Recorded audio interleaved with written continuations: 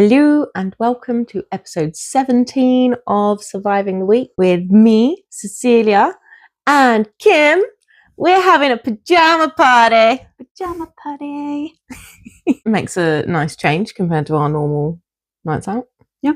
We're actually, being sensible and having a night in. And apparently rearranging furniture. Yes. Because she hates my living room, as predicted. Because you rearranged it awkwardly. That's putting it nicely. She hasn't stopped talking about it since she got here several hours ago. I'm not sorry. What's been your positive this week? I got tattooed. Again. And not overly painful. More ticklish than anything else. Weird. Yep, very weird. First time I've experienced that. That was on my back, on the side of my ribs. So now we've discovered the most painful place and the most ticklish place, apparently. Yep. Is middle of your back. Yep. Which seems odd. Yeah, no, I didn't even think I was ticklish. Well, there you go. Now you know. Only with a needle. That's not normal. That's not normal. I made it to the end of the week. That was my main positive. I got all the housework done, so I don't have to do any on the weekend. Show off. That's a big positive. I haven't done even half the amount of housework that I need to do. No. But there's always tomorrow, maybe. And the next day. And the day after that. Yep. And on it goes. I finished decorating a tiny section of the kids' room. That has been bugging me all week. It's a very nice tiny section of the bedroom. Thank you. Yeah. Did very well. That has been making it so that I can't concentrate on anything else because I had to leave that alone whilst the kids were here. And now that they've gone back to my husband's and I've been able to finish it, I feel like I've got some sort of space back in my brain to be able to do other things. Other than that, the only positive is that I got to the end of the week. Oh, I completed therapy. Oh, you have? Yeah. Aced it. It took a while. It took nearly a year to do a 12-week course. But I still take that as acing it. I also didn't actually finish the final section of the course. In my defense, it was stupid. And I made it very clear that I wasn't gonna do that. Do you know what the 5, 4, 3, 2, 1 thing is that you're meant to do to ground yourself when you're panicking? No. 5 things you can see, 4 things you can hear, 3 things you can feel, 2 things you can touch. No, feel is touch. No. What have I forgotten? Something you can two things you can smell and 1 thing you can taste. Okay. No, I have kind of heard something along the lines of that. It's fucking stupid. That's one of the worst grounding techniques. It doesn't make any sense to me. It's just taking your attention away from the problem. Really, yeah, but then I just end up angry and that doesn't make me feel better. Doesn't work for everybody then. No, it doesn't. It doesn't work for me. So I'll just carry on using my techniques that I already had, which obviously work really well all of the time. And now I have to wait and find out what I do next. It's quite unusual that you've come out of therapy to start something else. Yes. It's just I've done a thing of therapy because this is the thing with the NHS is they just try and stick you in the thing that's costing them the less amount of money. And then if that doesn't work, they find something else. So it's just a case of what is the something else going to be? Is it going to be trauma therapy? People are constantly telling me I need to do EMDR. Right. I don't know what that is, but people keep telling me I need to do it. Or is it going to be grief counselling or something else? Lobotomy, that might do the trick. I don't think that's covered on the NHS these days. So it would have been the original go-to back in the day. Yeah. It should be classed as mental. For hysteria. Yeah. We definitely would have been lobotomized and probably tried as witches or something. Probably. Yeah. You spilled coffee all over my floor an hour ago. Yeah, just kind of chucked coffee everywhere. You're absorbing the chaos of the house. Chaos from your house. I apologise. And the sage did not work? No, we did sage the place earlier. Well, sage incense. It obviously wasn't strong enough. And I got my new crystal bracelets. Thank you very much. You're very welcome. Can you remember what they were for? I did read it. It was like 5 different things though. Yeah, I think it was like protection, self-love, and healing. Yeah, recovery stuff, which is all stuff I need. So that's good. Yes. We obviously need more sage though. Yeah. I don't think I've had any particularly bad luck this week. Mainly because I haven't done anything. I've just been in like a partly catatonic state the whole week, just out of it, doing nothing. I ended up having a kid off school. Yeah. That's almost bad luck. It's because she felt ill after a blood test. My middle one got hit in the head again at school, and we still haven't found out what happened. I haven't had the chance to ask her, but the description from the school was moving, flying, falling object. That is quite a wide range of possibilities. Yeah. I do need to find out what the fuck happened there. And then my teenager had an assembly about career choices and what to do with the rest of her life. She has been intent on going to university, which I obviously have encouraged. Her head of year has turned around in assembly and told them about the horrific amount of student loan debt he's in and how they really should think about other options. He's a fucking teacher. He wouldn't even have a job if he hadn't gone to university. Yeah, that's really bad. Like, that's awful. So now she's like, oh, I need to get an apprenticeship so I'm not in debt. No. You don't want to be like a builder. You don't want to do something that's like vocational like that you can go and get an apprenticeship in. You need to actually go get some qualifications. You just want to get rid of her, really. There's that too. Yeah. Because when she moves out to go to uni, I get a bedroom and I don't have to sleep in the living room anymore. I'm very excited. Oh, that will be the day. It'd be great. You've got a long way to go. I have a little while to go. Sleeping in the living room kind of makes me feel like I'm in a studio flat. Then it kind of makes me feel like I'm like independent and don't have children because they live upstairs and I live downstairs. Maybe that's what I'm doing wrong. I allow my children downstairs too much. To be fair, we were just discussing one of the issues in the living room is the amount of toys. Yeah. Considering you don't have a bedroom, this needs to be more your room than anybody else's, I think. That just feels wrong though. You don't have a bedroom. So where's your space to relax? I already get bitched at for how much time they spend upstairs. But that's them willingly going upstairs. Yeah, they want to go play in their room. They like spending time in their room, which is a really good thing. And then they come down here when they want to annoy me. Or one day they'll all grow up and all move out. And then you will have so much space. If we're lucky and they're not stuck at home till they're in their 30s, like most of our generation. You better go to university and get some qualifications then. Go make some money. Yeah. And move the fuck out. Yep. Everyone says how like you should enjoy the time you have with your children because it goes so quickly. Yeah. Does it go that quickly? Does it? Maybe sometimes, where has the time gone? It was a while ago. It's been a long time. Yeah. Yeah. Like they say the days are long, but the years are short. Like every day feels extremely long. But the years do feel like they fly by. Like with my eldest, it feels like her being little was yesterday in a lot of ways, but it also feels like so long ago. I've had so many different lives since then. But at the same time, it just feels like it just kind of went, just all of a sudden, she's about to start her GCSEs and I'm very old. Even like the youngest being due to start school. Yeah. I'm about to have both of them in secondary school. No more primary school. School runs. I'm jealous. Oh, I can't wait. Yeah. They're going to take themselves to and from school and I get a lion. I'm going to be doing uni drop-off while still doing school runs. Hopefully they're going to be on campus. Yeah, I mean uni drop-off as in I take her there and I pick her up at the end of the year. Oh, okay. Although they have to go home during the holidays, don't they? Do they have to? I think they do have to.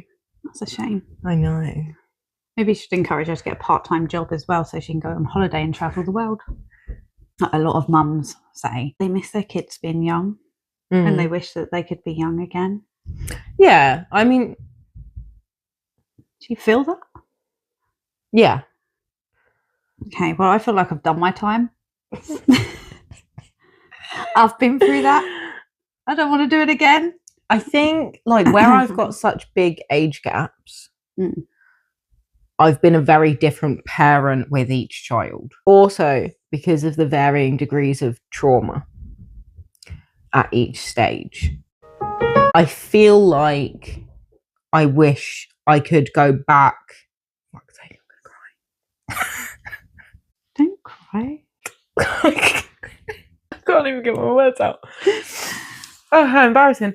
I feel like I wish I could redo it and make it better. But making it better for one might mean that others not existing. Like, even with my youngest, I feel like I completely missed her being little. Because things were so bad for so long. Still are bad in a lot of ways. Yeah, when she was really young, it was very bad. Yeah. Yeah. And it's like, with her, because I was staying at home, I should have been able to enjoy her more than the other two. Like, my eldest, I was back in college after 2 weeks, sitting exams. The middle one, I was back at work when she was 5 months. She was in nursery. Yeah. So with my youngest, I was meant to have the time to enjoy with her, and it was ruined by dickheads. And then I spent so much time traumatized that I didn't actually get to enjoy it. Yeah. And I still feel like that. I think maybe the only saving grace with the youngest one is that she won't remember anything because she was so young. Yeah. So that bad patch she won't remember. And even the middle one, I feel like she blocks a lot out. Yeah. But that's like a natural defense mechanism for children. Yeah, especially at that age. Yeah. I think she's definitely blocked out a lot of it. Yeah. The eldest is just very angry, which is fair. Yeah. And like, my priorities over the years have changed so much. Like, I'm not the same person I was when I was raising my elder, but not through my own choice. I wish I was still that person, but I feel like that person got just stripped away. Oh, that was a bit deep, wasn't it? It was very deep. Fuck that shit. I'm hoping that I haven't put my children through any trauma. I have tried to hide as much from them as I can. I think I just take it on the chin, don't they? Yeah. They were 4 and 6 when me and their dad broke up. Yeah, they were upset at the time, but I think because their dad worked so much and the times that he did see them stayed the same, nothing changed for them. Yeah. So they didn't have to go through any change. The only thing is that every other weekend we had them, which means they actually got to see their dad more than what they did when we were together. Quality time. Yeah. If anything, it benefited them. When you guys split up, the way you immediately sorted out what the structure was going to be with a completely child-centered approach was something that I thought was really, really amazing. Like, I was blown away by how well you did that. And that was, like, I think quite inspiring for me then, trying to navigate things. Yeah. And try and take that kind of approach. It didn't work. But you guys did it really well. Yeah. Because we didn't really have any animosity. No. It was quite a peaceful breakup. It was, yeah. It was like a slow thing of you guys just ended up becoming friends. Yeah. Like, your relationship just turned into a friendship. Yeah. So it wasn't like a dark and twisty breakup. No, it was just a natural ending. To this day, we're still friends. Yeah. And he's got a great partner. Yeah. Happy families. Yeah. Really? I mean, you guys, like, are what most people dream about for co-parenting, because, like, the fact that you and his partner get on so well, and you're all able to parent the children together and, like, create a really positive experience for them. Yeah. is the ideal situation. It's a shame not everyone can be like that, because it helps out the kids so much. Some people just can't put the children first. Yeah. Their own feelings come first. Yeah. Rather than what's best for the kids. Which is a shame. And those people are dickheads. Yes, because we would probably have much less fucked up children in the world. Yeah. Yeah. If that turn into fucked up adults. Yeah. Yeah. If everyone could just learn to be less twattish. Yeah, less twattish. That's the official diagnosis for that.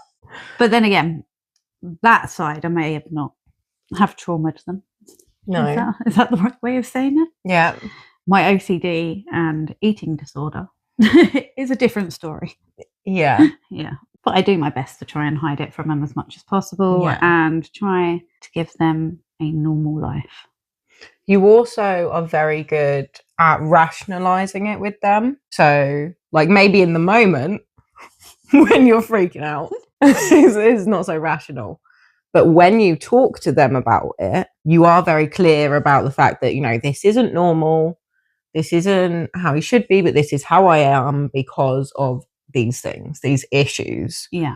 I don't think it's impacted them as much as it maybe would if you pretended that everything was fine and everything was normal. Yeah. If they saw your eating problems and you told them that that's how it's supposed to be, then they would be learning that behavior. Yeah. And instead, you're teaching them that this is how you should eat healthily. I can't do that. Yeah. But I wish I could, and I want you guys to do that. Yeah. And I think that's a really good way of dealing with it. I suppose that's the only way I can deal with it. Well, yeah. But a lot of people wouldn't. A lot of people would pretend they're fine. Yeah. And let their kids think that's normal. And then their kids would grow up believing that's normal and doing the same patterns and behaviours. Yeah, definitely don't want them to copy that behaviour. No. I mean, I think they'll probably have quite tidy homes because they're used to living in a clean home. Well, I don't know. I think they're going to like rebel against it and be like, I don't think so. Hoarders or something. No. Or I'm going to be going over there and cleaning their homes. Don't do that. I'm just never going to visit them. She says while she's here wanting to clean my home.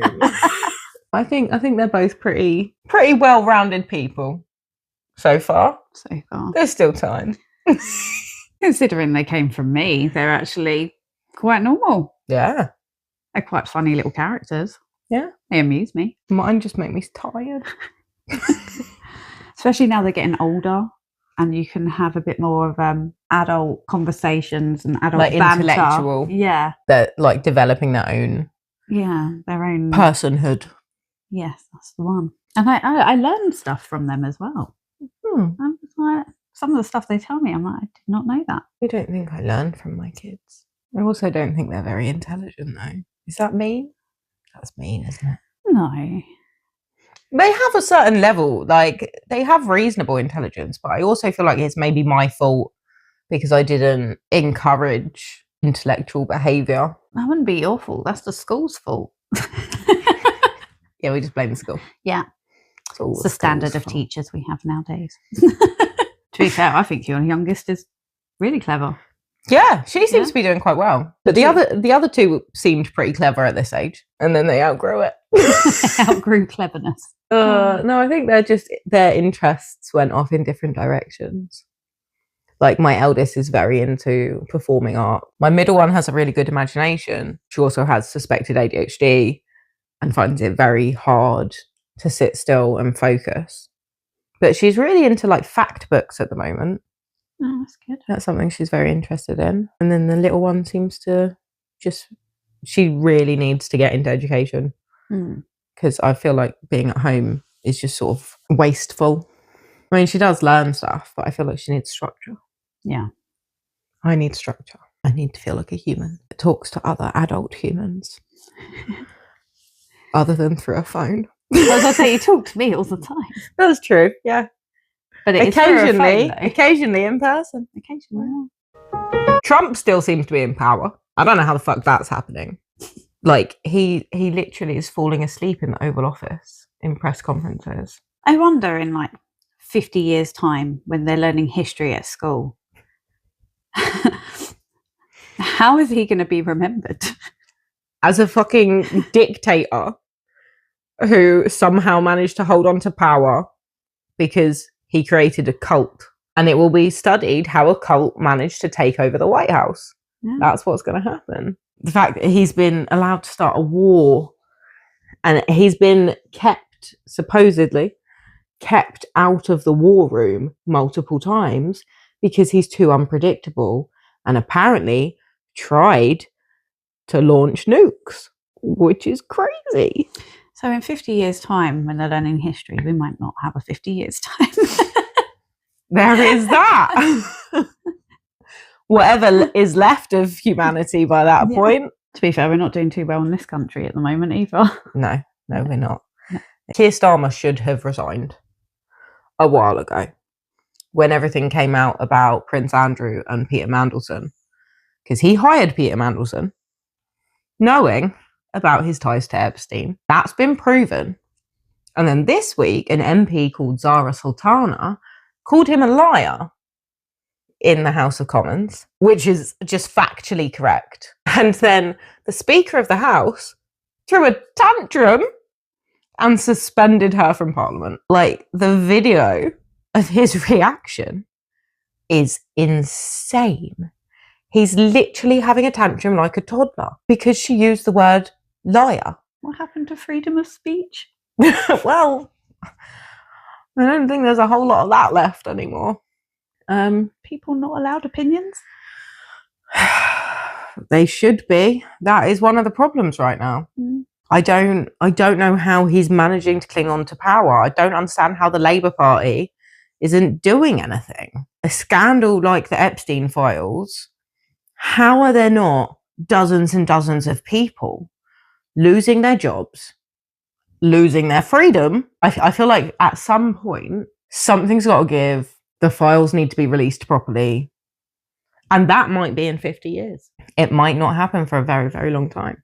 Might not happen at all, because there'll be an apocalypse. Yeah, that too. But it might be a case that we have to wait for all the people who are in power involved in the Epstein shit to die in order for us to actually get the full files and find out how bad it was. By which time it's way too late and there'll be someone new making their own files. I think at the moment I'm struggling to keep up with what is happening in current events because there's so much happening all of the time. Yeah. I have actually noticed that my algorithm isn't showing me as much political content as it normally does. Okay. Normally it's constant, and I haven't actually been seeing a whole lot from the creators that I follow that talk about politics. Maybe they're being silenced. Well, that is the thing, isn't it? Because normally I see a lot and I haven't.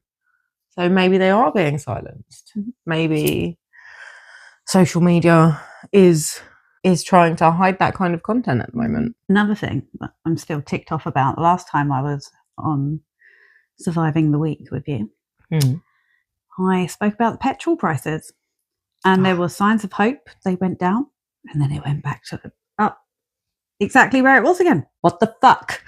Although, so the issues with the Strait of Hormuz being closed, bad for like petrol and impacting the world and stuff. However, there are apparently fish appearing in the strait that haven't been seen for like decades, and like nature is taking it back, and it's nice to know that when humanity's gone, nature will thrive. But now this is not helping me. Doesn't help the price of petrol, but at least there's a positive. The fish are thriving. I'm so happy for the fish. Go fish. Go fish.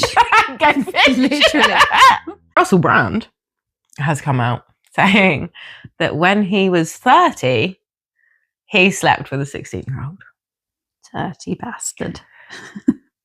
And you have to think, if he's comfortable saying that out loud, publicly, what the fuck is he not comfortable saying out loud? It's deeply disturbing. It is disturbing. It is. It's weird.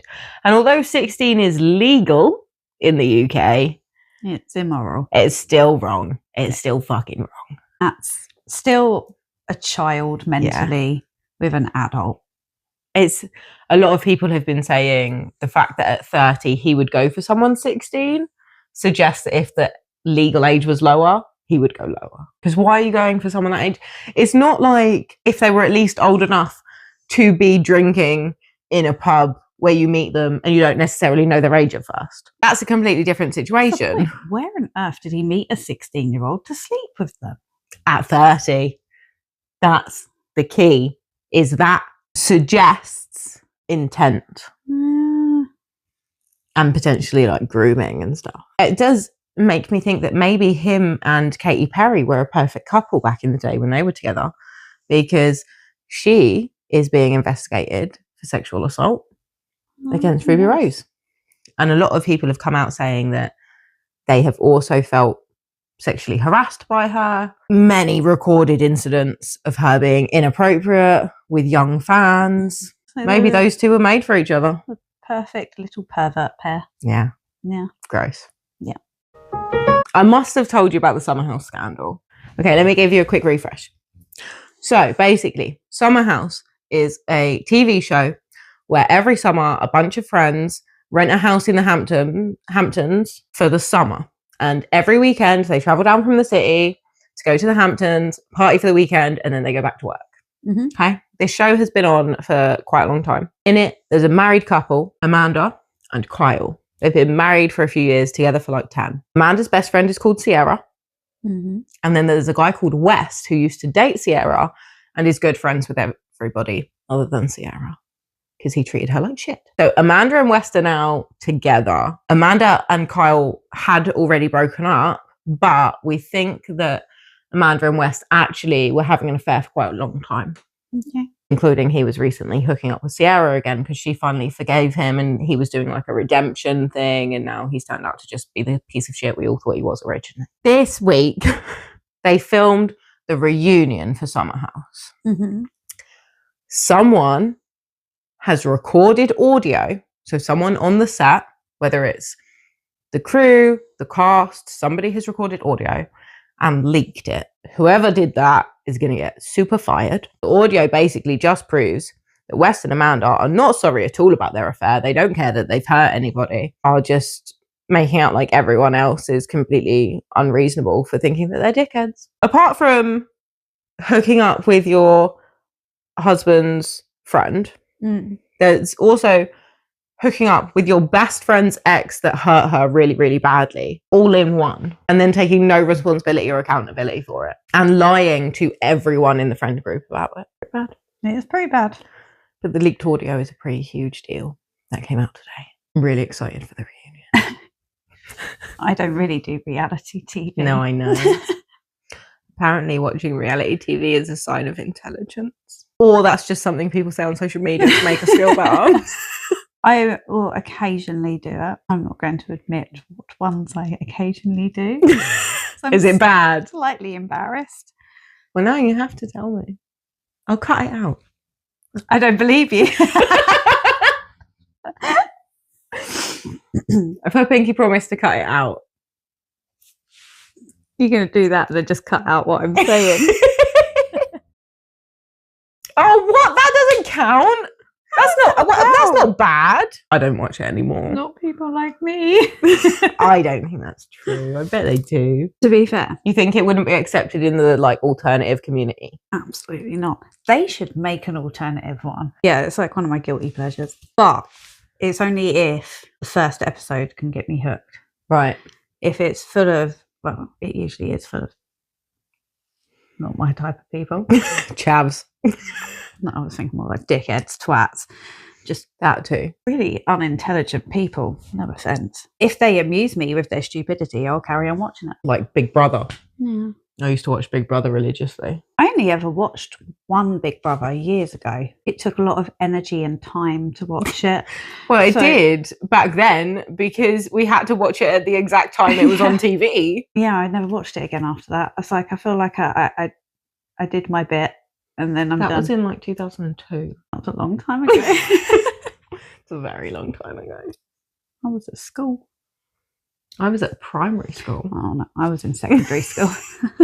I think it is having the time to do it, because if I get into something, I'm into it, and then everything else goes out the window. My life is full of routine and organisation. And if I have to add a program in it daily, it becomes a problem. There's some days that I can go without watching the TV at all. I know. It's crazy. I think that's weird. Or I put it on at bedtime to fall asleep, but I'm not really watching anything. I don't tend to go a day without watching at least something. If I go a day without listening to any music, that feels very weird. Oh, see, I can go weeks without listening to music. That's strange. Music is like in my blood. I have to listen to music and sing along or sing my own songs. I try and sing my own songs for at least an hour a day. Well, that's because you're meant to be training, keeping the muscles going. Oh my God, that's a positive since we last saw you. You've got your band page up and running. I have the band page up and running. You have released a couple of snippets of a song. Snippets, yes. A couple of little bits and bobs. Yeah, a little bit of teasers here and there. That's a huge step. Yes. So you've been teasing this information for ages. Yes. Working on getting the band together since the summer. Since last summer. End of summer last year. Now, actually starting to get it out into the world. Which means we can say the name. What's the name of the band? Karma Rise. Yay! And you can follow that on Instagram, TikTok, and YouTube. Yes, you can. Go do that now. Yeah, so that's been a pretty big thing. It's been massive, to be fair. Big jump. Yeah, it feels like it's been a long time coming as well, and it's just like, oh, we're here. Yeah, still plenty to do. Still lots of rehearsing to do, ready for gigging. We're going as fast as we can. Yes. We all have lives. Yes, exactly. Yes. Soon everyone can meet the rest of the band. Oh, yay. Do a Karma Rise special. Yeah. Thanks for watching. Thank you for joining me for a pyjama party. Thank you for having me again. Even though you're stuck in my living room that you hate. It's okay. It'll look fine just before I go to bed. I'm scared that I'm going to go to bed and then she's going to start moving my bed in my sleep. And you'll wake up and it'll all be pretty. Okay, we'll see. We'll see what happens. See you next time. Bye. Bye. Weekly tarot time. I don't know if I want that one because it's just more on display. Oh, what was it? The one underneath it. Can I take both? Yeah. Oh no, they're both upside down. Reversed. Sorry, that's just my cards for you. Yes. Oh, the Magician. The beginning of the projects and creative endeavours. But I had it reversed. That doesn't mean it's bad. Oh, manipulation, poor planning, untapped talents, insecure, lack of confidence, and narcissism. Well, excuse you. I didn't want that card. Can I put it back? No. This was the one I was going to pick out first, which is the Ace of Swords. Pioneering, leading, alpha, dominance, ambitious, originality. Reversed, confusion, brutality, chaos, inner clarity, rethinking an idea, clouded judgment. So both of these together, it's quite negative. The fact that they are both about ideas and confusion, that's a theme in both. Yes. But manipulation, poor planning, untapped talents, insecure, lack of confidence. I think it's band related. Untapped talents. Yeah, but I'm not lacking in confidence with it or feeling insecure about it. Okay. What's confusion, brutality, chaos? To be fair, that could be your living room.